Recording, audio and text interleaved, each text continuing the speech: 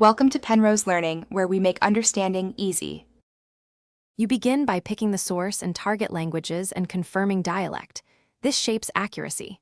Once set, choose how you'll input content: typing, speaking, scanning text with camera, or uploading a document. Make sure you toggle microphone and camera permissions when using voice or camera modes. If you expect poor connectivity, download the offline language pack now.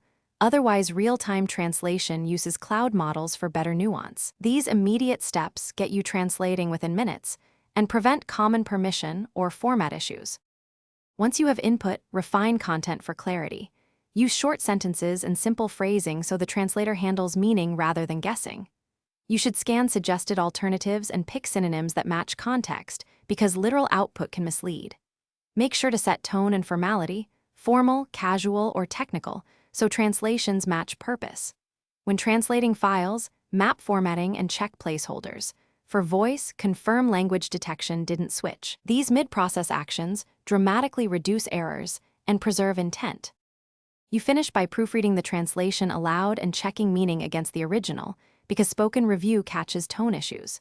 Once satisfied, export or share the text and ensure formatting, line breaks, and placeholders stayed intact.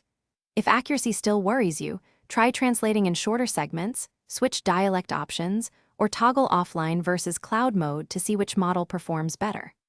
One key troubleshooting tip: when persistent mistranslations, simplify grammar and retry.